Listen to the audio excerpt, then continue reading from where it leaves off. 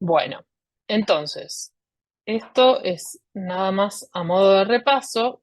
Esto está en inglés, pero en otra de las presentaciones lo tienen en español, que eran algunos de los puntos que tomábamos en cuenta para tratar de entender de qué tipo de, si encontramos una asociación, de qué tipo de asociación se trataba, ¿sí? Em, Cuando decíamos que nosotros, digamos, nos gustaría muchas veces encontrar asociaciones que son de tipo causa-efecto, ¿sí? O tratar de encontrar una causalidad entre, por ejemplo, una exposición o una variable independiente y un desenlace o outcome, ¿sí? Que también se conoce como variable dependiente. Y una de las cosas más, pero no siempre es posible. Y bueno, ¿y qué nos ayuda para tratar de entender que hay realmente una asociación de tipo causa-efecto entre estas variables? Y una que, o sea, parece muy obvia, pero es la secuencia temporal. Cuando yo pude ver que a estas personas, si primero estuvieron expuestas a un cierto factor, ¿sí? A una cierta variable, y después desarrollan el evento de interés o este outcome de interés, es más fácil poder entender cómo se dio la secuencia temporal y poder, nos va a ayudar un poco más a entender si esta asociación que encuentro es de tipo causa-efecto. Después teníamos toda una serie de cuestiones, entre ellas la fuerza de asociación, la consistencia, el gradiente biológico y demás que ya vimos con más profundidad en otra clase, pero ninguno de estos es, digamos, por sí solo, no hacen, digamos, a demostrar que la asociación es de tipo causa-efecto. Salvo cuál. A ver, este que es el de evidencia experimental, que es el que mejor apoya, ¿sí? Si hay un estudio experimental, alias ensayo clínico controlado, ¿sí? Randomizado o aleatorizado, este es el método con el que actualmente contamos que mejor nos ayuda a entender si la asociación que encontramos es de tipo causa-efecto. Por ende, es el estándar para probar nuevas drogas. Si uno quiere probar una nueva droga, si un nuevo medicamento para una indicación y poder establecer, bueno, este medicamento realmente es eficaz para bajar la presión arterial, si realmente es seguro, yo no puedo simplemente hacer un estudio observacional. Voy a tener que sí o sí aportar evidencia experimental que surja de un ensayo clínico randomizado, que tiene muchas características importantes que vieron con Inés, ¿sí? Entre las cuales la randomización es una de las que nos ayuda muchísimo a controlar todo lo que son los confusores, ¿sí? Tenemos otras cuestiones como el ciego y demás. Y aparte, recuerden que lo que es un ensayo clínico randomizado va a tener siempre también la secuencia temporal. Si sumamos, tenemos la secuencia temporal, pues siempre va a ser prospectivo, ¿sí? Pues los ensayos clínicos son siempre prospectivos.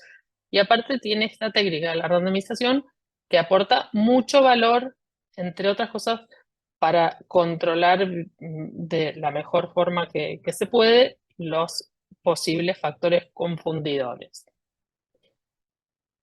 Bueno, entonces, más allá de que, veamos, que esto un poco ya lo venimos discutiendo, que hay estudios que tienen mayor validez interna, sí, porque demuestran mejor lo que proponen demostrar, y esto en parte es porque tienen menos sesgos y algunos también menos confusores. Vamos a ver que no siempre es posible. Esto también lo discutimos. Entonces tenemos todo un rango de diferentes estudios, diferentes opciones que podemos llegar o a leer en la bibliografía o incluso a elaborar nosotros como investigadores. Entonces, como habíamos dicho, que tampoco es que siempre va a ser posible hacer estudios clínicos, un ensayo clínico. No siempre es posible. Por ejemplo, si buscamos efectos adversos de una exposición, por ejemplo, yo les digo, bueno, yo quiero demostrar que el tabaquismo provoca cáncer de pulmón. Bueno, no sería directamente ético, ¿no es cierto? Randomizar a pacientes a que fumen versus a pacientes a que no fumen, con el fin de hacer una experimentación. Pero sí es estándar demostrar cuánto nos aporta una nueva medicación. Bueno, recuerden entonces que tenemos estos dos grandes grupos, según si hay intervención del investigador o no. De los estudios que nosotros vimos, todo lo que son los estudios, digamos, la mayoría son estudios observacionales, que son series de caso, estudios de corte transversal, que también se llaman prevalencia, ¿sí? Los estudios de casos y controles y las cohortes. ¿Y qué significaba que fuera observacional? Bueno, que la exposición, ¿sí?, que a la que están sometidos estos individuos no es algo que le administre el investigador, es algo que esa persona tiene, digamos, por sus características, por sus elecciones, por el lugar en donde vive, ¿sí? Por ejemplo, alguien elige o no elige fumar, pero bueno, la edad nos va tocando a medida que avanza, digamos, que si seguimos vivos vamos teniendo más edad, eso no lo elegimos, nos toca fumar, bueno, uno puede decir yo quiero fumar, yo no quiero fumar, hacer ejercicio, pero es autoadministrado en todo caso, o es dado, ¿sí?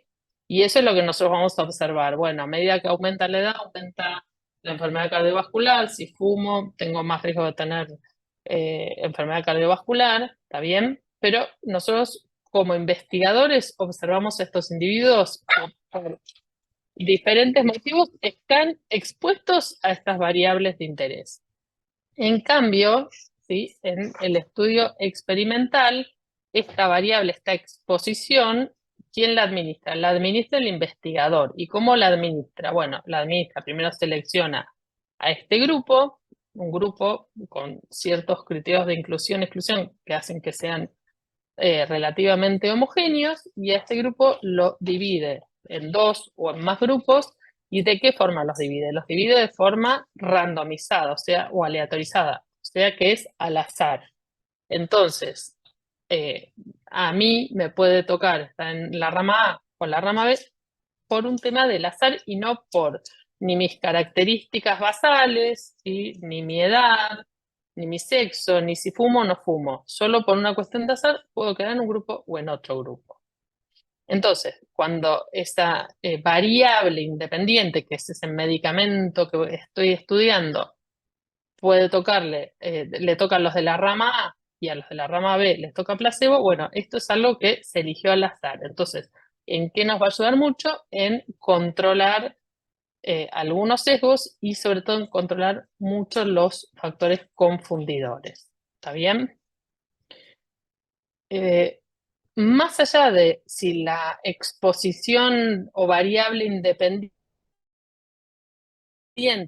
es algo que está dado o es algo que se administra, ¿sí?, digamos, como en el ensayo clínico, por el investigador, recuerden que muchas veces en los estudios, sean observacionales o experimentales, a las personas se les van a hacer ciertos procedimientos. Porque si yo quiero ver, digamos, si una persona tiene más riesgo o no de tener una ACV, probablemente le tenga que tomar la presión, le tenga que sacar sangre, medirle el colesterol y demás, ¿sí?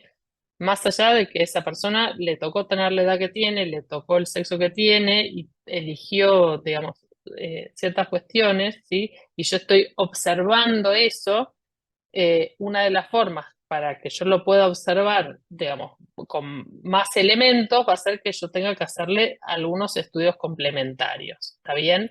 Entonces, que yo le haga estudios complementarios a esta persona no le quita el hecho de que el estudio siga siendo observacional, ¿está bien? ¿Sí? Bueno, esto lo vimos bastante detenidamente. Solo para repasar, recuerden que sesgo, también llamado bias en inglés, es el error sistemático para diferenciar de lo que es el error por azar, ¿sí?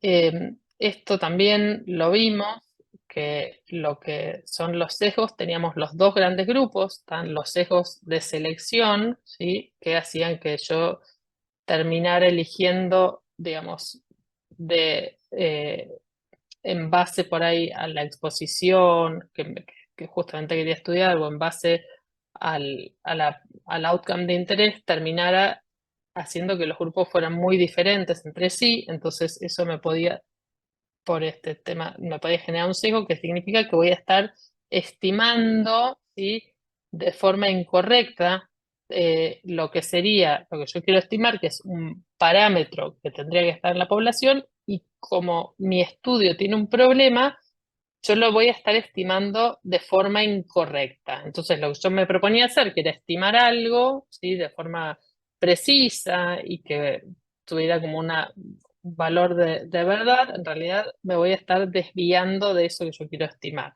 ¿Por qué? Porque tuve algún problema en el estudio. Entonces, en la selección me genera que los grupos sean no comparables.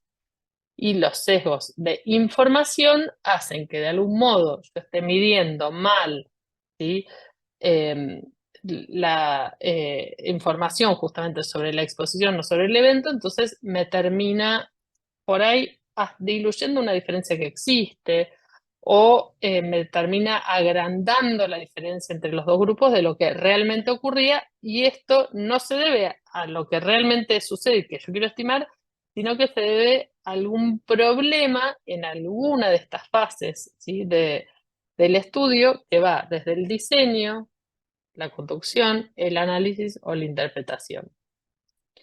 Y creo que esto ya lo discutimos, pero como se imaginan, los errores que ocurren en la primera parte, que es el diseño, ¿sí?, o si el estudio está mal conducido, se arrastran y no se pueden corregir después. Bueno, con respecto a los confundidores, un mínimo repaso, pero... Entonces, entonces, un mínimo repaso, el confundidor es una variable que se asocia tanto con la variable exposición como con la variable respuesta, lo cual significa que está distribuida de forma diferente en el grupo de expuestos y no expuestos. Por ejemplo, yo quiero comparar hipertensos versus no hipertensos en relación con la presencia de un infarto. ¿Y qué me pasa? Que en el grupo de hipertensos, por ahí los pacientes aparte de hipertensos también son añosos, también tienen diabetes. ¿Y eso por qué? Porque la hipertensión también está asociada con la edad y por ahí con la diabetes, por presencia de otros factores de riesgo en común, ¿sí? Y a su vez, estas dos variables también pueden aumentar la frecuencia de aparición de este outcome o accidente cerebrovascular. Entonces, ¿qué me puede pasar? Y que si yo en el grupo de hipertensos también están más enfermos por otras causas, van a tener más riesgo de ACV también por esas causas, y si yo no hago un ajuste, voy a estar haciendo que sobreestimando el efecto. Bueno, esto ya un poquito lo dijimos, así que lo vamos a pasar. Y ahora, para que me crean, en realidad yo les dije que traía ejemplos y hasta ahora les di como un repaso, ¿sí? Ahora vamos a los ejemplos. Y acá la idea es que un poquito traten de participar. Entonces, el primer caso que traje, que le puse caso M. Entonces, son algunas cosas que involucran algunos estudios, ¿sí? En este caso son estudios genéticos. Entonces, ¿qué intenta estudiar?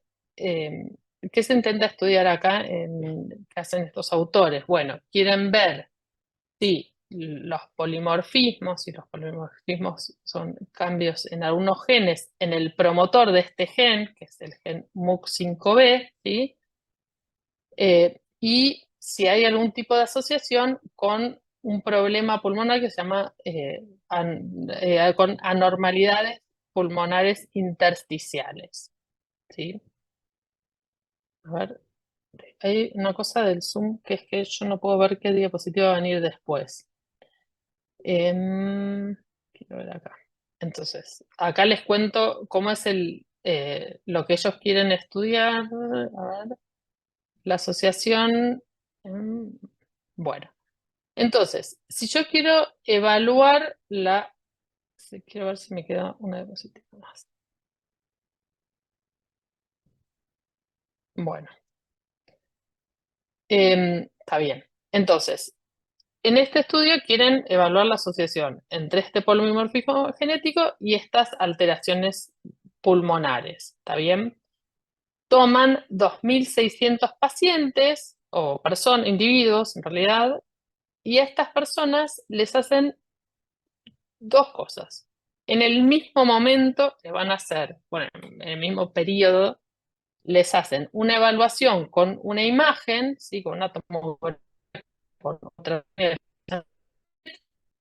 más la genotipificación. O sea, se hace una evaluación única por participante. En un momento dado les hacen estas dos determinaciones. Una imagen para ver si tienen o no este problema pulmonar y un análisis para ver si está o no este gen.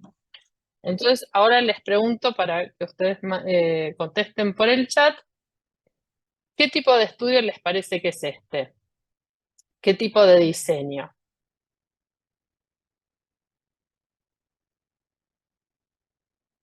¿Alguien contesta de casos y controles? ¿Alguien más?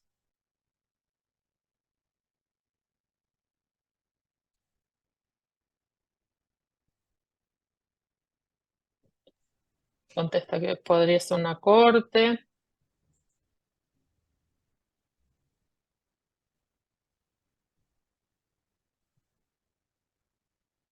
Casos y controles, corte. Casos y controles. Controles. Bueno, a la mayoría les parece casos y controles. A ver, ¿alguien se anima a sacarse el micrófono y decirme? Alguien dijo transversal, alguien dijo corte. ¿Alguno de los que dijo casos y controles se anima a decir por qué les parece que podría ser casos y controles? Eh, Yo pienso que es porque, perdón, puedo hablar. No Sí, levanté la sí. mano porque no sé cómo se ¿Mm? levanta la mano de acá. No, está Pero, bien. pero decíamos, cuando era algo que era muy, que no le pasa, no poco frecuente por ahí, que no es para toda la población, Ajá. sí que es poco frecuente y que era algo como muy puntual, utilizábamos, buscábamos como para tener mayor población, a la población que ya tuviera, por ejemplo, esto en el intestino, y ahí buscábamos después la exposición.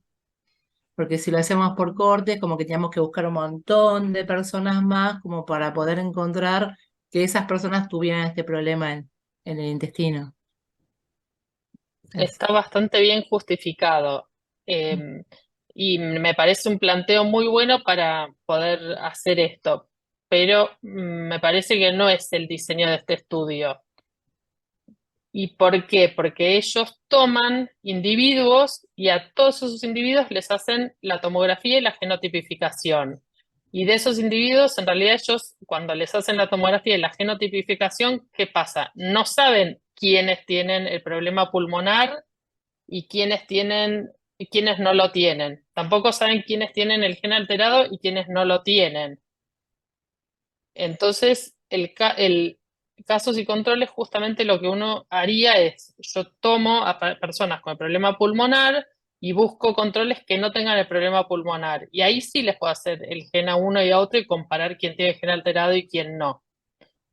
Y el planteo, la idea para hacer esto estaría buenísima, pero no es lo que plantea este estudio. Después, lo que planteaste, creo que Karina, que sos la que habló, de la corte estoy de acuerdo, que por ahí si uno quiere hacer en una corte, buscar pacientes que aparezcan con esta enfermedad, nos va a costar mucho, ¿no? Entonces, y creo que Agustina nada más, por lo que me acuerdo, dijo que podía ser un estudio transversal. Y este es un ejemplo de un estudio transversal. ¿Y por qué? Porque tiene, esa es como la clave que ustedes tienen que dar cuenta. De estas personas, a todas les hacen al mismo tiempo la evaluación de la exposición, que sería el gen, ¿sí? Y el evento de interés, que sería que la tomografía esté alterada, ¿sí? Entonces, toman a estas 2.600 personas y les hacen en ese momento y se fijan. ¿Está o no expuesto? ¿Tiene o no la enfermedad de interés? Que es lo que habíamos visto que se hacía en los estudios de tipo transversal. ¿Sí? Ahora vamos a ver. Entonces, esto vamos a pasar un poquito. Bueno, si quieren se los cuento. Entonces, las alteraciones intersticiales pulmonares son frecuentes en las imágenes de pacientes, digamos, de la población general, sobre todo aumentan a medida que aumenta de los años, ¿sí? A gente más años es más común, y en tabaquistas. A su vez, tiene una importancia que podrían predecir el desarrollo de otras complicaciones pulmonares más graves, ¿sí? Y sobre todo, una cuestión que deben haber visto en algún momento, que es que la pregunta tenía relevancia y era novedosa en el sentido de que no se sabía si existía esta asociación o no. Esto es como algo general. Entonces, la hipótesis que plantean los autores es que las personas con esta variante de MUC, ¿sí? Tienen mayor prevalencia de este problema pulmonar que es, acá lo vamos a resumir como ILA. Entonces, ¿qué tipo de estudio es? Es un estudio de corte transversal o de prevalencia.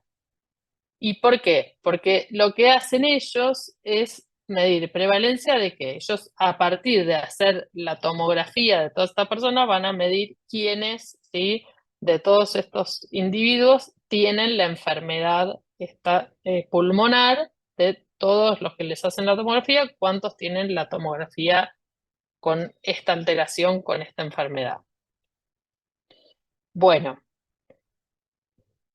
entonces, y lo que habíamos visto cuando vimos el tipo de estudios que son de tipo transversal es que en el mismo momento, no tiene que ser justo el mismo día, pero se hace como una evaluación por paciente en el sentido que es un corte en el tiempo y en el mismo momento medimos exposición, ¿sí? Y la presencia o no del evento de interés. ¿Y esto a qué se contrapone? Que no los vamos a seguir en el tiempo, no es que yo hoy mido los genes de todas estas personas, les hago la tomografía y los voy siguiendo y en un año les hago otra tomografía y en 2 años les hago otra tomografía y en 5 años les hago y veo cómo era el basal y voy comparando con lo que sucede en los distintos años. Eso sería un estudio de cohorte, no es un estudio de cohorte. Y si hubiéramos hecho casos y controles, ¿qué hubiéramos hecho? Hubiéramos elegido personas con este problema pulmonar, hubiéramos elegido controles y nos hubiéramos fijado en el gen. Este estudio, que todos los escenarios son válidos, pero este es un ejemplo de un corte transversal, un corte en el tiempo. ¿Está bien? ¿Se entiende? ¿Sí? Sí, sí. Bueno. Entonces, de estas personas les hacen a todos la tomografía y el análisis genético y se clasifican según los hallazgos de la tomografía en 3 grupos. Un grupo que son los que tienen alteraciones intersticiales, que es un 7%, ¿sí? Otro grupo que son las personas que tienen tomografías normales y después quedan en el medio algunos cuantos y que son indeterminados. Bueno, déjenme una cosita, sí, la próxima diapositiva. Ok. Bueno, entonces, no me acuerdo si lo tenía agrandado o no. Entonces, primer tema. Cuando uno lee un artículo y después cuando uno genera este tipo de trabajos, recuerden que en la tabla 1 se muestra qué cosa, las características basales de los participantes. En este caso, bueno, las características basales están divididas dentro de estos 3 grupos, ¿sí? Que sería la presencia del evento de interés, que es la alteración esta pulmonar, si la tiene o no la tiene, es determinada, ¿sí? Y se fijan, ¿qué cosa? Un montón de variables que son importantes a la hora de entender, digamos, por qué se dio esto. Porque yo quiero estudiar el gen, pero aparte del gen, ¿qué sabemos? Que hay otras variables que pueden ser importantes en el desarrollo de este problema pulmonar. De hecho, el artículo al principio decía ya se sabía algo de la edad, ya se sabía algo del tabaquismo. Bueno, entonces, Primero, para repasar algo de lo que vimos en la primera clase, cuando vimos las medidas de resumen. Entonces, la edad, ¿cómo está? Como ven, ¿se acuerdan que la edad es una variable de qué tipo? Variable Cuantitativa. cuantitativa, ¿y cómo se Continua. resume entonces? Con el Bien, modo, la continua. media, Modo, mediana. mediana y media. Claro, la media, si tenemos media, ¿con qué la acompañamos siempre? Más menos El desvío. La Desvío desviación estándar. estándar. desvío estándar. Bien. Si tenemos el sexo, que es una variable de qué tipo? Cualitativa, Cualitativa. dicotómica. Es dicotómica, ¿y cuál es la medida de resumen? La probabilidad o la frecuencia. Proporción. Eso, Proporción. Bien, la proporción. Siempre es frecuencia absoluta, ¿sí? Es cuántas personas eran mujeres. Y entre paréntesis está el porcentaje, que es una proporción. Perfecto. Bueno, entonces, ¿qué más? A ver si hay otro ejemplo más para darles. Y si yo tuviera alguna medida que se expresa como mediana, ¿con qué la acompañarían? ¿Con desvío estándar o con qué la acompañarían? La mediana, ¿con qué Con medida de dispersión intercuartilos. se usa? Rango Bien, intercuartilo. con el rango intercuartilo. Perfecto. Bueno, entonces, primero, medida de resumen, que es lo que vimos en la primera clase. Como ven, lo que vimos es lo que se ve después en la publicación. Segundo, aparte de decir cuál es la distribución, ¿qué se hace acá? Se busca, ¿sí?, si hay diferencias entre los grupos. La diferencia, lo que se hacen distintos test estadísticos y que analizamos después. Si hay una diferencia significativa vista como un p-valor menor a 0,05, que esto vieron con Inés. Entonces, básicamente acá hay algunas cosas resaltadas que son las que fueron significativas, por ejemplo, la edad, que era lo que ya se sabía, que la enfermedad intersticial pulmonar aumenta a medida que aumenta la edad, ¿sí? Y el p-valor es menor a 0,05. El segundo punto que ellos habían marcado es que el estatus de fumador también era un factor de riesgo, ¿sí? Entonces, si vemos acá, ¿sí?, fumadores y previos y fumadores actuales, ¿sí?, y sobre todo si analizamos la cantidad de paquetes año, que por ahí es una medida muy importante, lo que ven es que hay una diferencia significativa entre los grupos. Y después, o sea que estas serían posibles causas, posibles variables independientes de la presencia de este problema pulmonar.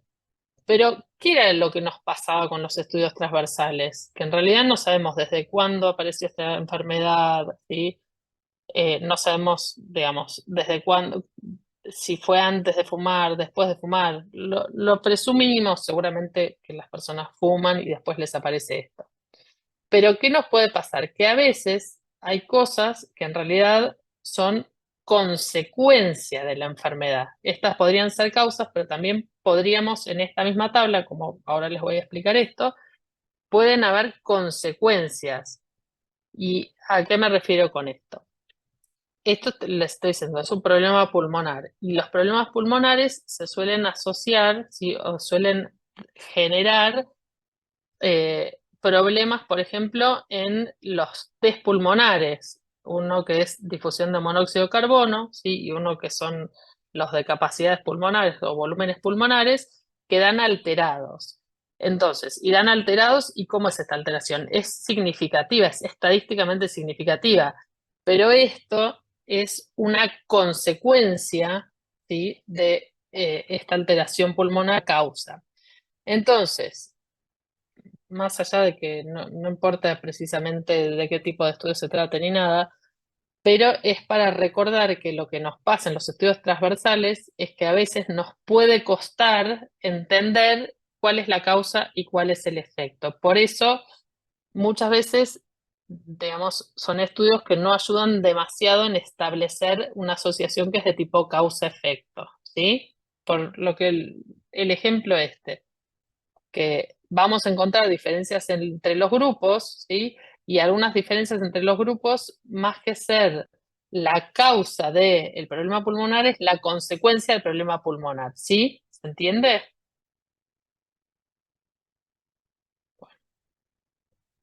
Em, ¿Qué es esto que está acá? Si es causa o si es consecuencia. Entonces, ¿qué vemos acá? Que aparte de ver si las personas tenían o no la alteración en el pulmón, ¿qué iban a hacer? Iban a medir si tenían si eran, qué variante genética tenían para este gen en particular de la mucina, ¿sí? ¿Y qué ven? Que este es el wild type, que sería como lo más normal en la población, lo más frecuente en la población, mejor dicho. Después hay una alteración en uno de los genes, que sería lo que se llama variante heterozigota, y hay otra alteración, que es la variante que está presente en los dos genes. Entonces, lo que ellos ven es que en el grupo, que es el más frecuente en la población, la frecuencia de aparición del problema pulmonar es de 5%, ¿sí? En el grupo que tiene una sola de las variantes alteradas tiene un 12%, y en el tercer grupo, que es el, digamos, que está más lejos de lo que sería lo más frecuente, ya la frecuencia aumenta bastante, 17%, ¿sí? Entonces, ¿cómo le interpretaríamos esto? Que con cada copia de esta variante en el gen observamos un aumento, ¿sí?, en la proporción de la población que tiene alteraciones a nivel pulmonar. Entonces, si yo les digo esto, ¿qué estamos diciendo? A medida que aparece esto, ¿sí?, aumenta la frecuencia, que aparece la variante genética, aumenta la frecuencia de este evento de interés. ¿Qué estamos diciendo? Que hay una asociación, ¿sí? Porque el cambio en una de las variables me genera cambio en la otra de las variables de interés, ¿sí? ¿Está bien? Y acá ya, digamos, creo que nadie va a dudar que lo genético es lo que viene dado y lo pulmonar es lo que se desarrolló después. No vamos a pensar que lo pulmonar generó lo genético, sino que es al revés, ¿sí? Es además una muestra de sangre. Bueno, entonces, hay una asociación entre esta variante genética y la presencia de este evento de interés, que es el problema pulmonar. Pero aparte de decir, hay una asociación, ¿yo qué tengo que hacer? Tengo que medir cómo es esta fuerza de asociación. ¿Y a través de qué forma la medimos? Bueno, en los estudios estos transversales o de prevalencia hay dos formas de medirlo. Uno es el riesgo relativo y el otro es el odds ratio, ¿sí? Las dos formas son aceptables, pero se usa más el odds ratio. ¿Está bien? Entonces, repaso de lo que vieron con Inés. Acá tenemos una tabla de 2×2, ¿sí? Acá tenemos nuestra variable independiente o predictora, que es la presencia del polimorfismo, sí o no, y acá tenemos nuestra variante respuesta o dependiente, ¿sí?, que es la presencia del problema pulmonar, sí o no. Entonces, acá ya saben, es una frecuencia, ¿sí? Y lo que vamos a hacer en el riesgo relativo es un cociente, ¿sí?, una división entre el riesgo absoluto del evento en el grupo de expuestos, que sería el A sobre A más B, ¿sí?, dividido, ¿qué cosa? El riesgo del evento, ¿sí?, el C, en el grupo de no expuestos, que es el C más D.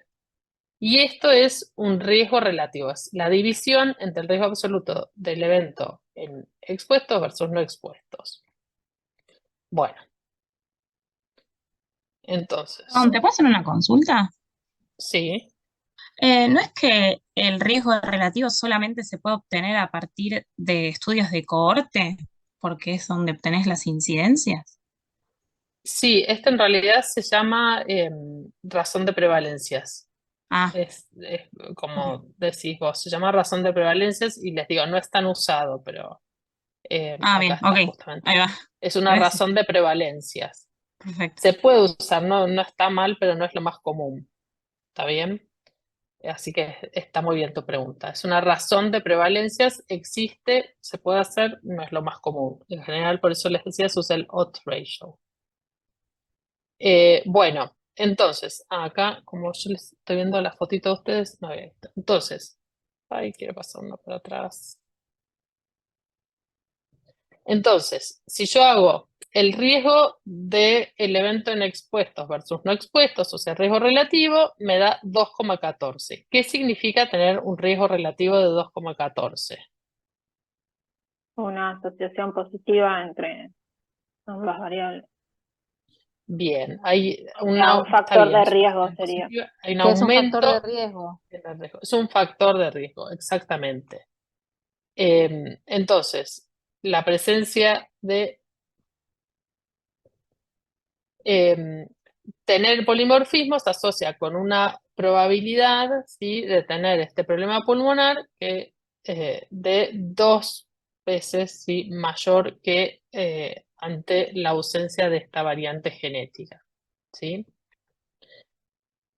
Para repasar, un riesgo relativo mayor a 1 implica que es un factor de riesgo, un riesgo relativo menor a 1 implica que es un factor protector, ¿sí?, que es lo que vamos a buscar, por ejemplo, con una droga, con una vacuna. ¿Está bien? Y si el riesgo relativo es igual a 1, ¿qué significa? Que no hay diferencia entre tener y no tener esta variable independiente en la presencia, ¿sí?, de la variable outcome. Entonces, lo mismo que decir que no hay asociación. Entonces, les hago una pregunta. Si yo tengo un intervalo de confianza, ¿sí?, un intervalo de confianza para esto, por ejemplo, que va de 2 a 2,5, supónganse. ¿Eso qué significa? Que en Sí. en la población Ujú. tengo o sea, de una probabilidad de entre 2 y 2,5 de encontrar ese valor que yo encontré, esa probabilidad que yo encontré en mi muestra. O sea, es el rango, pero en realidad de la población vendría a ser. Está muy bien. Y si mi intervalo de confianza, en vez de ser entre 2 y 3, por ejemplo, iba de 0,9 a 3, ¿qué dirías? Perdón, no te escuché porque justo se cortó cuando decías los valores. Por ejemplo, va de 0,9 a 3.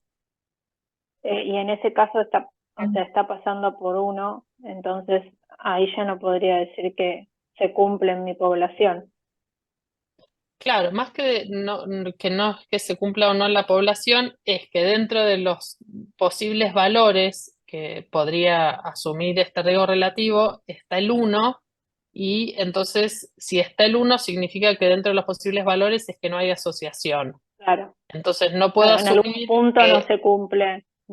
claro, que entonces no puedo establecer que hay una asociación. Por ahí es porque el estudio es muy pequeño, ¿sí?, me faltó tamaño muestral, o por ahí es porque simplemente no la hay. ¿Está bien? O sea, se estaría cumpliendo dentro de la muestra que yo tomé, pero no cuando lo voy a llevar a la población, no, Claro, y que en realidad lo que yo quiero hacer es llevarlo a la población, claro. porque a mí, digamos, saber lo que pasó en estos 2.000 pacientes puede importarme mucho, pero a mí lo que me gustaría saber es para el resto de las posibles participantes, pacientes, etcétera, etcétera. Entonces, no, digamos, no puedo decir que lo que vi en mi muestra es lo que pasa en la población, ¿sí? Sí. Entonces, segunda medida de fuerza de asociación, que es la más utilizada y si quieren, bueno, la forma más ortodoxa de hacerlo es, como preguntaban hace un rato, el odds ratio. ¿Está bien? Entonces, el odds ratio es la razón de productos cruzados. Recuerden que no usamos el marginal de la tabla, nada más es productos cruzados, es el A por D dividido el C por B, ¿sí? Esto recuérdenlo.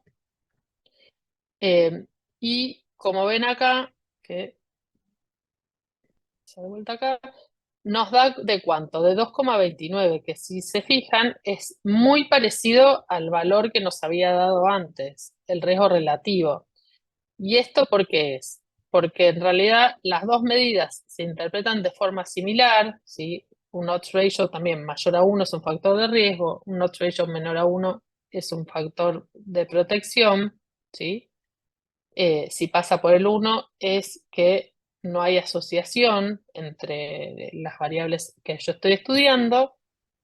Y la otra cosa es que digamos, en magnitud se parece mucho al riesgo relativo, sobre todo cuando estamos hablando de eventos que son raros.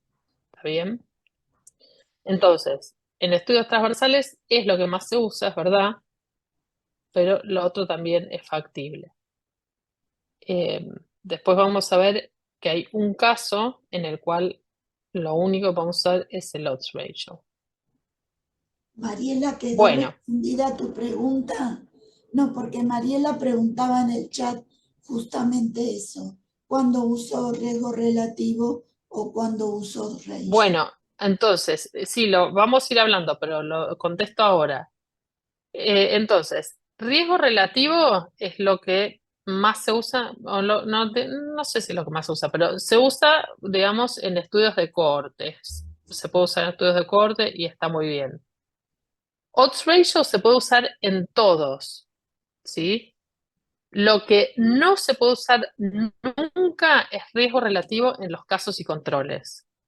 Ese es el concepto, digamos, importantísimo. Si tienen casos y controles, nunca van a poder usar riesgo relativo porque nunca estiman ni prevalencia ni incidencia del evento, ¿sí?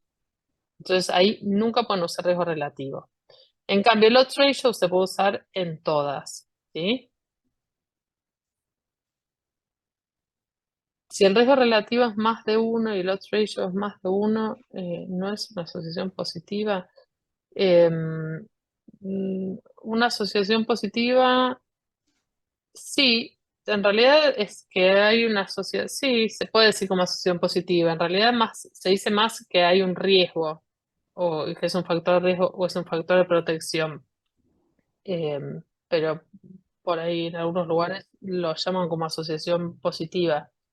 En realidad para mí la asociación positiva mm, me parece que confunde un poco, pero vos lo vieron así con Inés, tal vez lo Yo pueden, también no tengo está algo mal como decir asociación. asociación positiva. Tengo como apuntado que se puede decir asociación positiva o factor de riesgo. Como creo que lo vimos de Sí. las dos formas, como un No, sinónimo, es que digamos. está bien, yo no lo uso mucho, pero está bien decirlo como asociación positiva.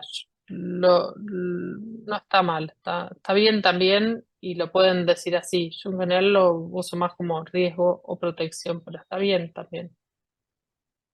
Em, déjame pensar. Sí, está bien. Lo que pasa es que asociación negativa lo vieron como factor de protección, un riesgo menor a 1. Eso vieron. Está Sí. bien, está bien, está bien. Bueno, ¿qué más?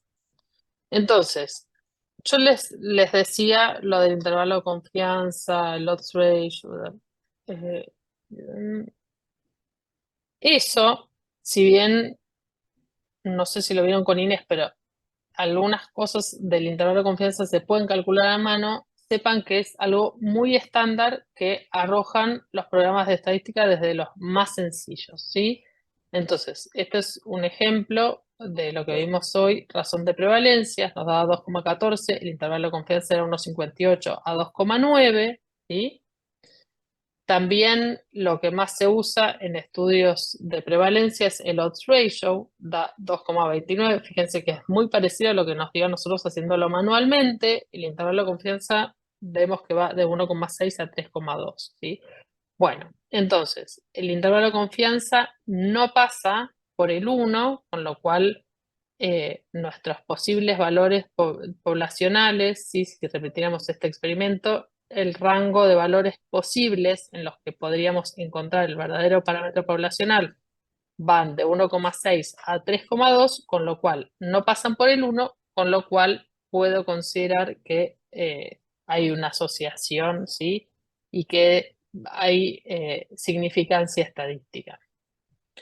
¿De qué otra forma lo puedo estimar esto? A través de las pruebas de asociación que nos arrojan el valor de P. Por ejemplo, una que se usa mucho, que tal vez vieron con Claudio y con Inés, es la de chi cuadrado, que se asocia cuando tenemos variables que son de tipo categóricas, ¿sí? O cualitativas, en las cuales lo que digamos, lo que está por detrás de este método es ver, digamos, para cada una de las categorías, ¿sí? Cuánto, digamos, si la cantidad de observaciones para cada categoría tiene una distribución que podría corresponder a algo que simplemente es por azar, o si hay una distribución, ¿sí? Que es diferente de lo que sería esperable por azar, y si realmente pasa esto, ¿cómo nos va a dar este test? Nos va a dar, bueno, este es el valor estadístico del test, que no importa tanto, nos va a dar con una p-valor muy chiquita, ¿sí? ¿Qué es una p-valor chiquita? Bueno, que sea menos de 0,05, que está en relación con este intervalo de confianza 95%. No es exactamente lo mismo, pero está en relación con esto. ¿Está bien? Entonces, en conclusión de esto, ¿qué vemos?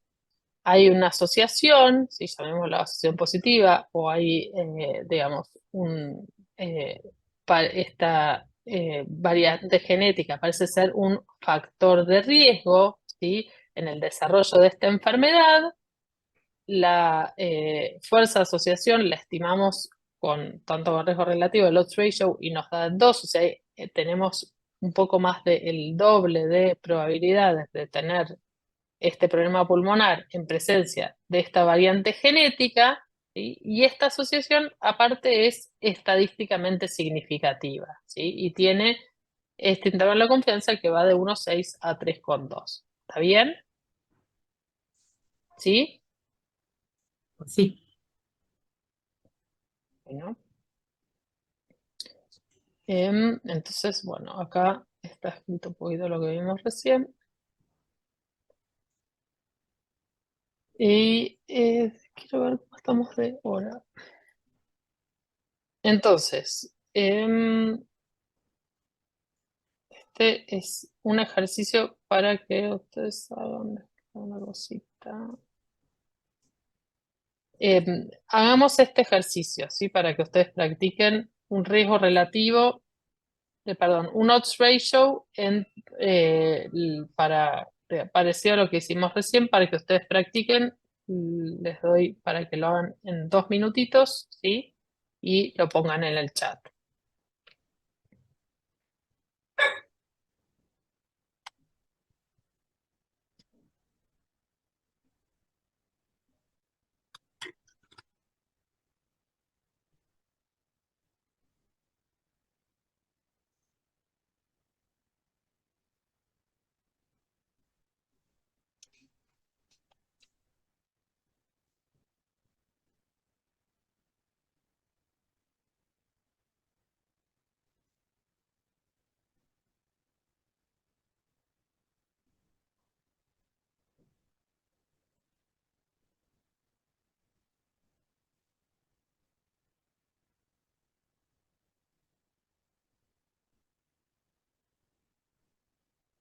Bueno, todos veo que les dan valores similares. ¿A alguien le costó hacerlo?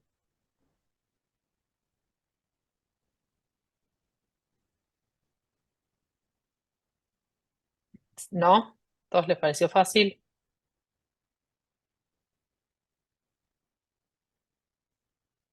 Bueno, entonces, sí, buenísimo.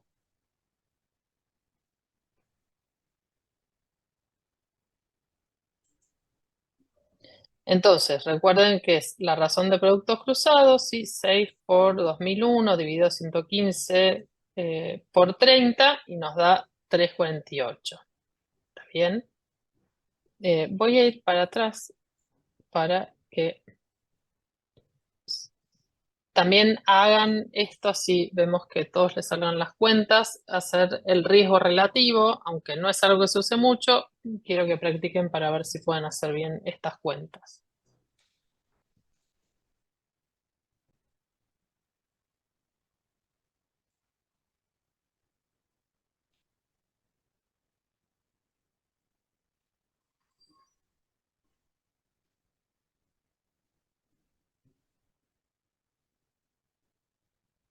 ¿Me escuchan bien?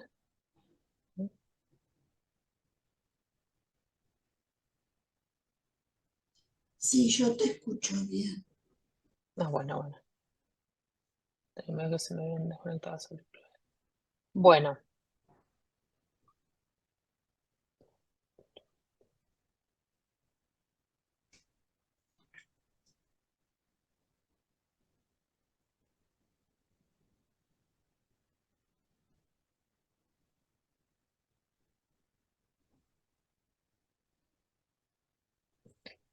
Bueno, entonces, para ver si estamos todos en la misma página,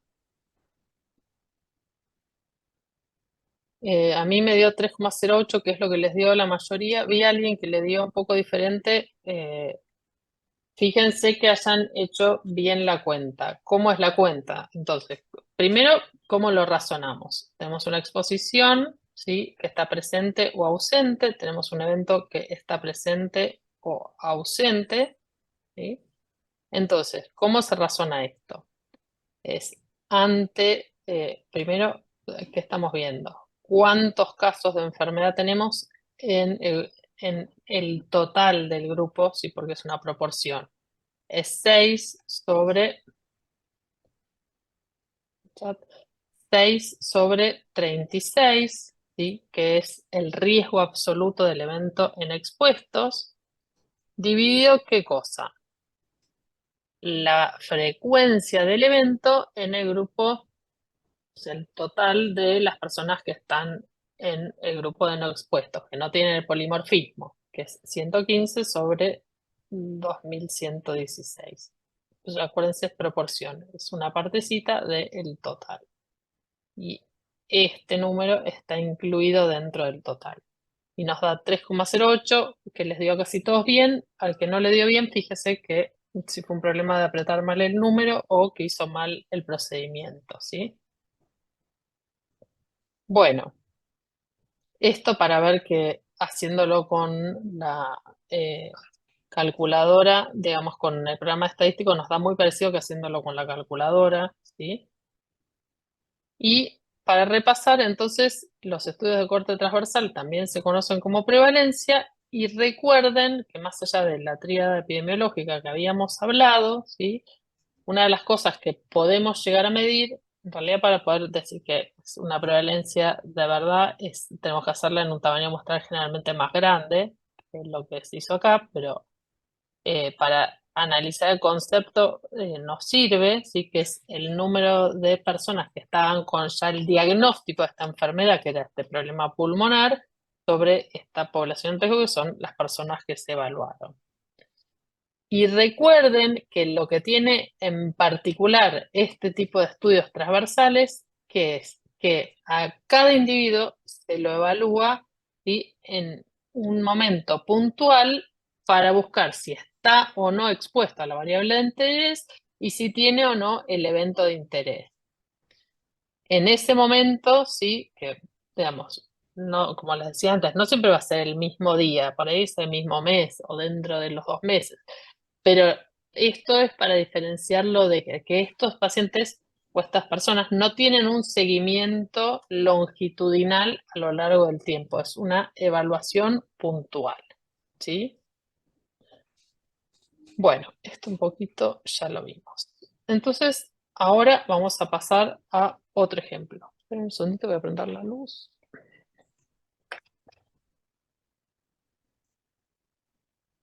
¿Queda alguna pregunta, alguna duda de lo que son los estudios estos de tipo transversal? Eh, las características de diseño, búsqueda de asociación o algo más que quieran preguntar, ¿no? Entonces Sí, una pasamos al consulta. segundo. Eh, Sí. En cuanto a las variables cualitativas, Ujú. siempre para el resumen son proporciones. Sí, frecuencia, en realidad es frecuencia absoluta, frecuencia relativa y proporciones. Ah, bien, perfecto. Gracias. Y después, bueno, las proporciones pueden ser, digamos, se pueden hacer en porcentaje y pueden llegar a ser prevalencia o incidencia según lo que estemos midiendo. ¿Está bien? ¿Sí? Bien, bien, bien, perfecto.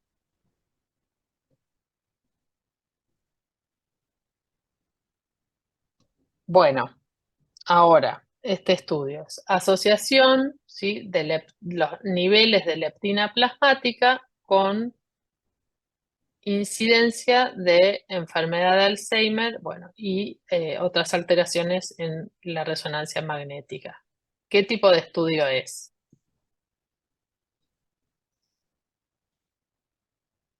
Con el título ya se tienen que dar cuenta.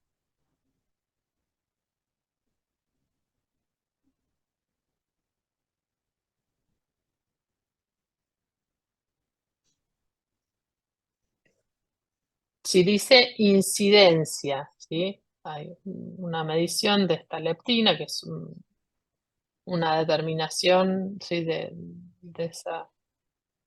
ese biomarcador con incidencia de enfermedad de Alzheimer. Si estamos hablando de una incidencia, ¿de qué tipo de estudio se trata?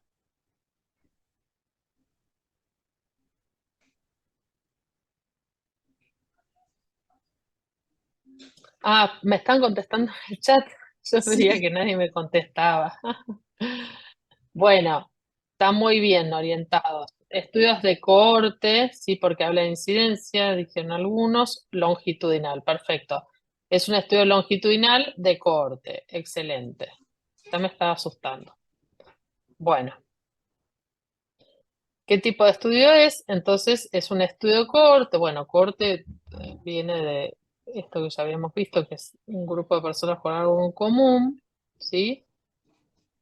Básicamente, entonces, los estudios de cohorte son longitudinales y lo que buscan es establecer asociación entre ciertas variables posiblemente independientes o factores de riesgo en la aparición, ¿sí?, subsecuente, o sea, hacia el futuro de una cierta enfermedad o alguna condición, sí, que sería nuestra variable independiente. Entonces, vamos a tener un grupo de personas que en general, bueno, están libres de este evento. Por ejemplo, en este caso, eran personas que no tenían que tener Alzheimer para participar de este estudio. ¿Por qué? Porque si tenían Alzheimer, no voy a poder medir la aparición de Alzheimer si la persona ya lo tenía. Entonces, tenían que ser personas que no tuvieran Alzheimer, a las cuales las voy a seguir hacia el futuro y voy a determinar si desarrollan o no Alzheimer, y eso lo voy a tratar de relacionar con que, bueno, con varias cosas, entre ellos este factor que es la leptina, ¿sí? Bueno, entonces, en estos casos en los que partimos de personas que no tienen la variable de interés y vamos a ir siguiéndola, ¿sí?, en forma longitudinal, generalmente en forma prospectiva, ¿sí?, lo que vamos a medir es la aparición de nuevos casos de esta enfermedad, en este caso de Alzheimer, sobre esta población que estamos siguiendo. ¿Y esto qué es? Esto es una incidencia, ¿sí? Son casos nuevos de esta enfermedad en contraposición de lo que era la prevalencia, que eran personas ya diagnosticadas con la enfermedad, ¿sí? Bueno, entonces, bueno, acá, digamos, explica un poquito qué es la leptina. De lo más importante es que para los autores sospechaban que podía tener algún rol en el proceso de la memoria, ¿sí? Entonces, lo que ellos quieren ver es si existe una asociación entre los niveles de leptina y el desarrollo de Alzheimer.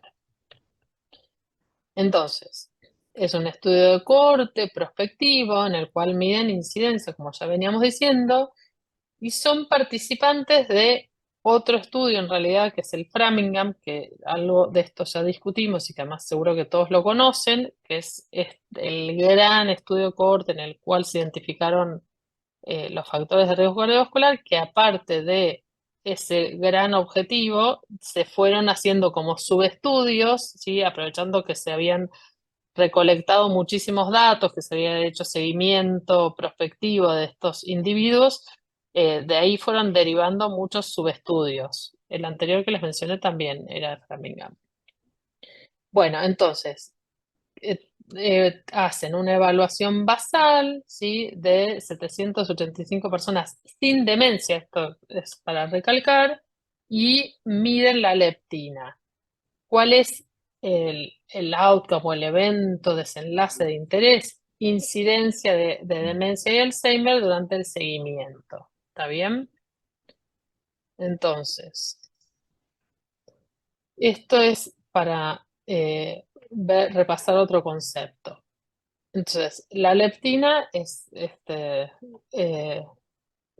marcador que ellos dosan en sangre, ¿sí? Que es como otras determinaciones que se hacen, es una variable en realidad que es cuantitativa, ¿sí? O numérica. Y como ya vimos, estas variables pueden armarse en categorías. En este caso, ¿sí? Los autores, lo que arman son 4 cuartiles. Va del cuartil 1, ¿sí? Al cuartil 4, que se terminan generando como, en realidad son intervalos, pero bueno, están trabajados como categorías. Que era otro concepto que habíamos visto, que las variables cualitativas las podíamos llegar a generar en algo que termina siendo como dividido en categorías, ¿sí? Bueno, entonces, ¿qué hacen ellos? Ellos en cada una de estas categorías miden la frecuencia de aparición de la demencia, ¿sí? Sobre el total de individuos en cada categoría. ¿Qué es eso? ¿A qué nos hace acordar? Es un riesgo absoluto, ¿sí? Es el riesgo absoluto del evento para cada una de las categorías y está calculado acá. 42 de 196, 29 de 196, ¿sí? Segundo punto. Bueno, cuando se arman más de una categoría, lo que se suele tomar es a una como la referencia. Entonces, acá el cuartil 1 es el que toman como referencia. Esto es arbitrario. Esto, digamos, a veces hay una cuestión biológica o médica que lo justifique, otras veces es simplemente algo arbitrario que eligen los investigadores. Entonces, ¿qué hacen? En realidad, en vez de hacer el riesgo relativo, que es lo que nosotros vimos, hacen otra medida que se llama hazard ratio, pero que tiene una interpretación muy similar al riesgo relativo, solo que aparte de tener en cuenta el riesgo del evento, tiene en cuenta el tiempo hasta la aparición del evento, ¿sí? Más allá de esto, lo que vemos es, vamos a comparar entre el cuartilo 1, que es la referencia de 1, vamos a ver qué pasa con el cuartilo 4. Tiene un hazard ratio de 0,40. ¿Qué significa tener un hazard ratio de 0,40? Digamos, ¿qué significaría tener un riesgo relativo de 0,40? Tener una leptina en cuartil 4, o sea, una leptina más alta. ¿Qué significa tener un hazard ratio de 0,40?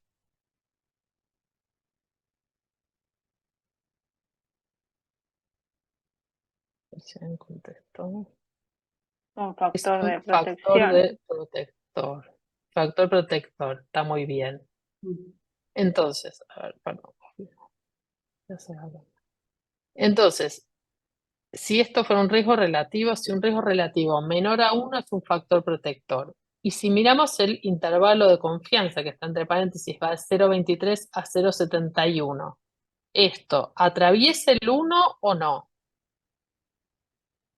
No, No, Bien.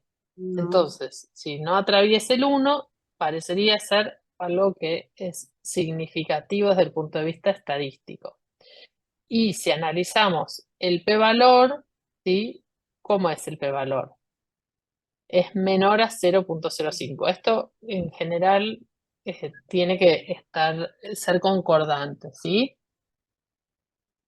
En general va a ser concordante lo que nos dé el intervalo de confianza con el p-valor. Bueno, entonces, ¿qué significa esto? Que tener la leptina, ¿sí? en valores más altos es un factor protector en el desarrollo de demencia. O sea, si tenemos valores más altos de leptina, tenemos menos riesgo de desarrollar demencia.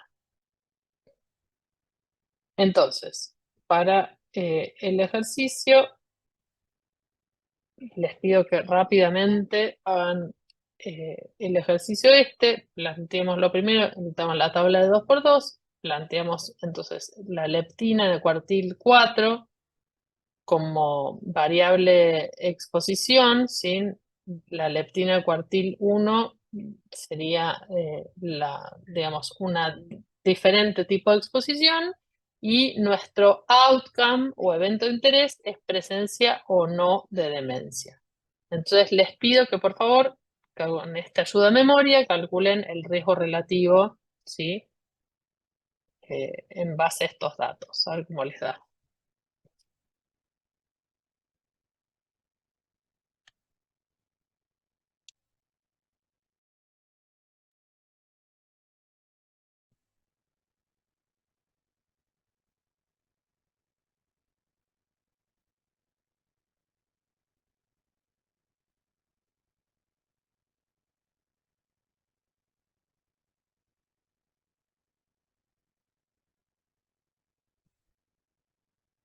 Bueno, vamos a ver el resultado, que veo que ya varios lo pusieron. Entonces nos da el 0,40, que era, digamos, muy parecido a lo que habíamos visto en el cuadro anterior, ¿sí? Que es parecido a lo que hicieron los autores, no es la misma fórmula, y el concepto de hazard ratio también incorpora lo que es el tiempo hasta la ocurrencia del evento y no es nada más si el evento ocurrió o no ocurrió, pero del mismo modo que dijimos el odds ratio, el riesgo relativo y el hazard ratio, todos tienen una interpretación similar en cuanto a si son o no variables que se asocian y la magnitud y dirección. Esto es lo que ya les expliqué, así que vamos a seguir un poquito más. Bueno, después con Inés también vieron que aparte de medir la fuerza que otra forma de complementaria para medir la fuerza de asociación es una de las derivadas, que es la reducción o exceso de riesgo relativo, que en realidad lo que nos ayuda es a cuantificar, ¿sí? Cuánto se reduce el riesgo por la presencia de esta variable, y es simplemente hacer 1 menos el riesgo relativo por 100, 60%. O sea que hay un 60% en la reducción del riesgo relativo. Dos cosas importantes para decirles que se los voy a explicar yendo para acá atrás. Si yo hubiera hecho la referencia al revés, si hubiera tomado el cuartil 4 como la referencia, me hubiera dado al revés, me hubiera dado que era tener un cuartil 1 de leptina, era un factor de riesgo y no un factor protector. Esa es una de las cosas que me olvidé decirles, que sirve de ver en este ejemplo. Em, Otra de las cosas importantes es, yo uso reducción de riesgo relativo porque este es un factor protector.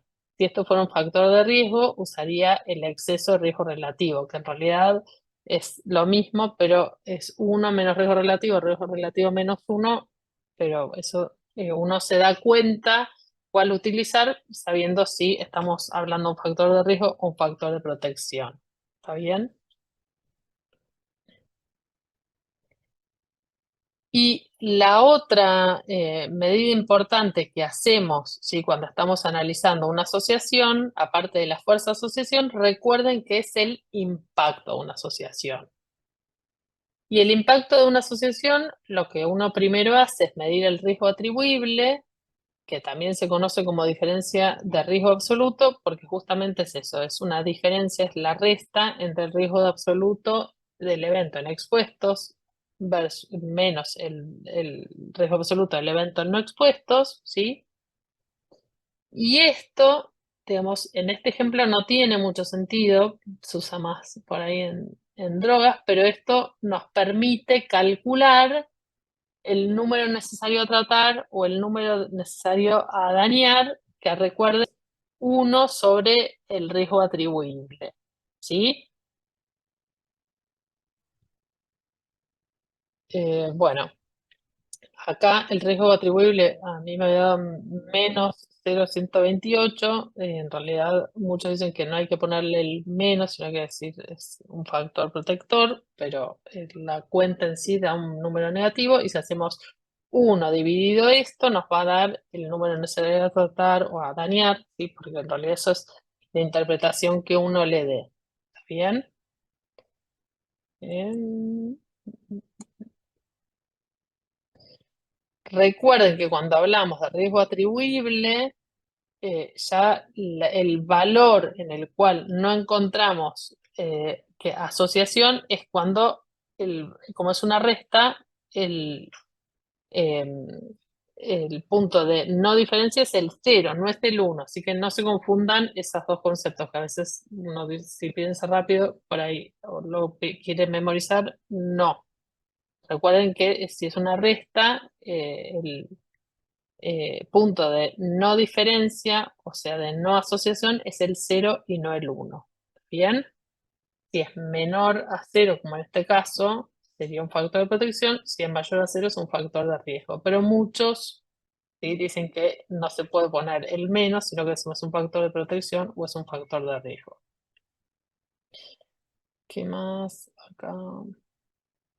Esto, bueno, ya un poquito es lo que estábamos viendo. Esto lo vimos en la primera clase, o en la segunda clase, que es la diferencia entre una incidencia acumulada, que es en los casos nuevos, población en riesgo, y lo que es una densidad de incidencia que contiene también el concepto de tiempo en este intervalo y por eso se llama, por ejemplo, hazard rate o incident rate. Bueno, ¿a qué conclusión llevan? Llegan estos investigadores que la leptina circulante está directamente relacionada con los índices de preservación cerebral, o sea, con menos riesgo de tener demencia, e inversamente relacionado con el riesgo en la incidencia de demencia y Alzheimer, ¿sí? Bueno, obviamente que necesitan que esto se confirme de otra forma, en parte ¿por qué? Porque esto es un estudio de corte, esto igual va a ser difícil hacer un ensayo experimental, ¿sí? Bueno, pero básicamente también por un tema de consistencia que a veces se necesita que más de un tipo de diseño, más de un tipo de investigadores, distintos tipos de pruebas puedan tratar de ayudar a demostrar esta teoría. El del score lo vamos a pasar porque esto no viene mucho al caso. Vamos a pasar acá. A ver, ¿qué hora es? Son 6:30. ¿Les parece que hagamos un corte de 10 minutos y retomamos? ¿Sí? Le hago Sí, o una que, consulta nomás. si quieren hacemos preguntas de lo que vimos recién y Ajá. después hacemos un corte.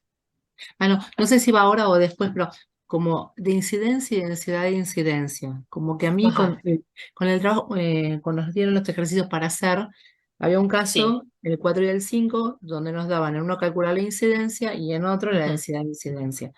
La sí. incidencia era en un grupo que de 5 años. Entonces Ujú, yo había interpretado como que si yo a la incidencia la podía dividir por el tiempo, me iba a dar semejante a la densidad de incidencia. claro. Pero ahí no me daba, entonces ahí se me hizo un lío, digo, Ah, eso no no, es. porque en realidad yo cuando les expliqué eso, les dije que eso era de ese cuadrito que es medio verde, medio rojo, les explicaba que es como para entenderlo, que en la vida real no se hace así. En la vida real, en realidad es un programa estadístico que lo calcula. Uno, por ejemplo, yo soy investigadora y estoy haciendo este estudio de la leptina, entonces yo en mi estudio voy a decir qué día ingresó cada paciente en el estudio y voy a decir cuánto tiempo estuvo participando esa persona hasta que se discontinuó o hasta que terminó el estudio o hasta que sucedió el evento. Y el programa estadístico es el que me va a calcular cuánto tiempo aportó, ¿sí? En días, años, meses, lo que sea, esa persona en el estudio hasta que sucediera el evento. Y el programa estadístico es el que me va a dar ese número de esa densidad de incidencia. No es que yo lo calculo eh, con la calculadora. Con la calculadora por ahí podemos llegar a calcular una incidencia de eventos, ¿sí? Una incidencia acumulada de eventos, pues decimos, ah, yo lo seguí como, bueno, lo seguí 10 años y tuve 50 eventos y eran 100 pacientes, bueno, tengo una incidencia del 50%, ¿está bien? Pero lo otro, no sé, tal vez sea posible hacerlo a mano, pero en realidad es algo que se hace, que hacen los programas de estadística. eh, yo me parece que no traje para mostrarles, pero hay unos gráficos que se llaman de Kaplan-Meier, si no, en el intervalo lo busco y les muestro que está representado justamente eso, ¿sí? Que representan eso, cuánto tiempo están, digamos, cada persona hasta que sucede un evento. Y en Y el la gráfico última no está pregunta, representado, ¿cómo?